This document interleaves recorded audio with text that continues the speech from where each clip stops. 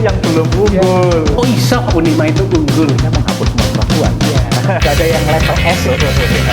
Studi kita. Assalamualaikum warahmatullahi wabarakatuh. Selamat datang di Unima Angkat Bicara. Dan kali ini kita bareng dengan Prof Muji dan kita bakal ngobrolin tentang apa sih yang hal baru di Unima. Nah, banyak yang tanya nih tentang Unima ini baru-baru ini unggul ya, Prof ya. Iya, betul. Alhamdulillah. Nah, kita banyak nih yang tanya, kok iso Unima itu unggul gitu, Prof?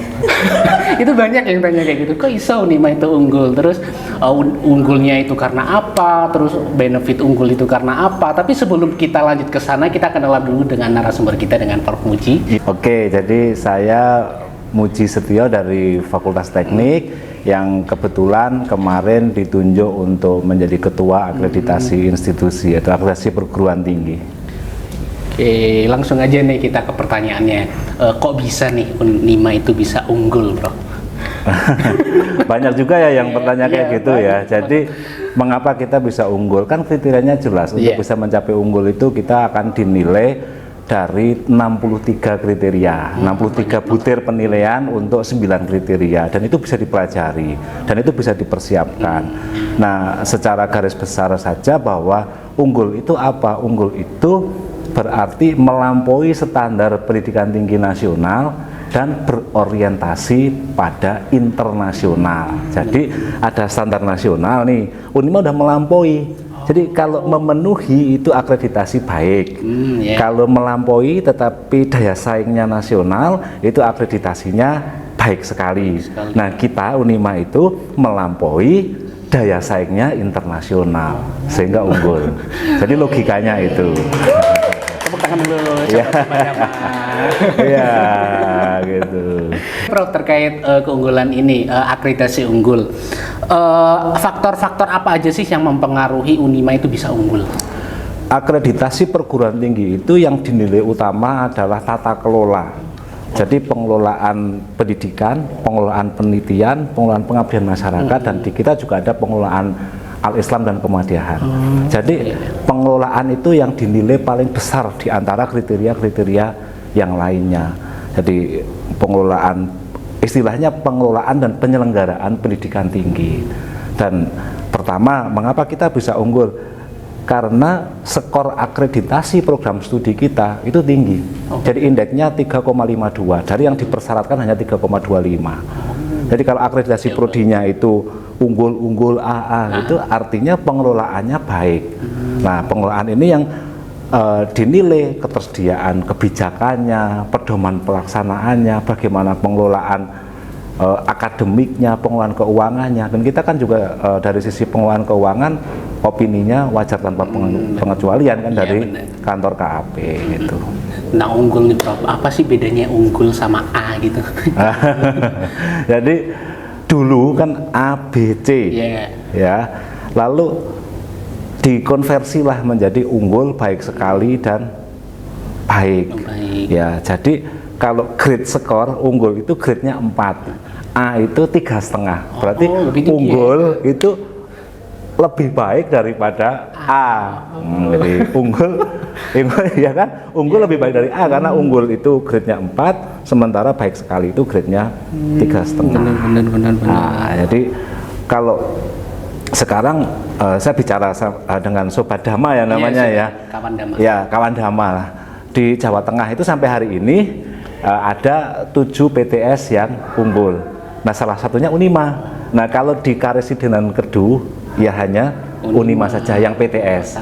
Ya, jadi kalau rekan-rekan mau mencari tempat kuliah itu pertimbangan pertamanya cari dulu yang akreditasinya unggul gitu ya. Akreditasi ada jaminan. Benar.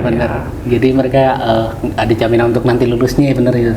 Iya. Dulu kan kita bilang unggul dan islami, kan kita yang mengatakan. Nah, sekarang yang mengatakan unggul adalah Badan Akreditasi Nasional. Ya, jadi pengakuannya sudah eksternal secara nasional. Nah, unggul ini kan prosesnya juga panjang nih, untuk akreditasi. Itu prosesnya boleh disebutin, Prof, singkat aja, apa aja, dan yang paling sulit itu apa sih? Nah, gini, akreditasi itu yang dinilai adalah kinerja 3 tahun terakhir lalu statement manajemen terhadap kinerja 3 tahun terakhir, dan apa rencana pengembangan ke depan. Jadi 3 ini yang dinilai, tidak hanya masalah data, tetapi kinerja 3 tahun terakhir yang menunjukkan peningkatan, dan itu juga berdaya saing internasional.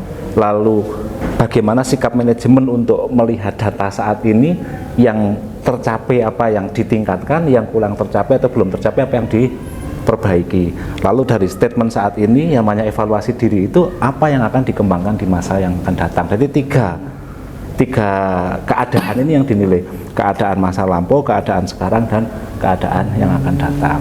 Selain sarana prasarana. Untuk persiapannya juga panjang nggak, Prof? Persiapan secara, kan ini yang dinilai kan budaya. Oh iya. Ya, budaya pengelolaan akademik selama 5-3 tahun terakhir. Jadi kalau ditanya persiapannya kapan?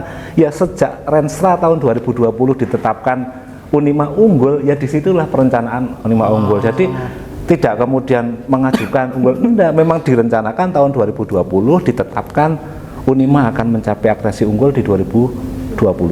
Nah, kalau penyusunan evaluasi dirinya ya kira-kira ya sekitar ya 1 tahun terakhir lah. 1 tahun terakhir, benar. Nah, alhamdulillah kan kita udah unggul nih, Prof. Ya.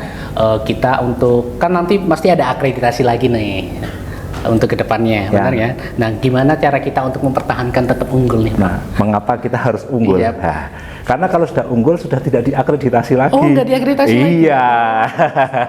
Jadi, kukira masih ada lagi. enggak kan, itu yang belum unggul. Oh, trivia nih buat teman-teman. Ya kan nih. udah terakhir kan.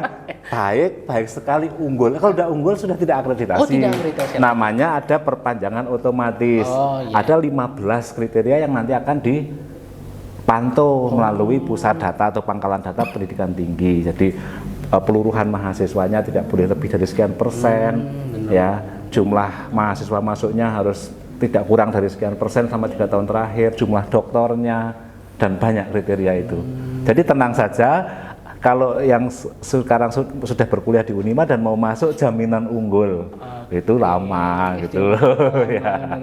Sampai kemudian sampai kapan ya? Sampai kebijakan pemerintah berubah kan gitu. Oh iya, betul. Tinggal mungkin ganti nama doang ya, Prof, kayak Ya bisa kemarin. ganti nama atau bisa yang lainnya. Ya. Jadi kalau udah unggul berarti udah mentok ya, Prof, nggak ada yang level S gitu ya? Nggak ada. Nggak ada. Iya. Nah, untuk kedepannya nih, Prof, kan udah unggul, rencananya Unima mau gimana nih kalau udah unggul nih?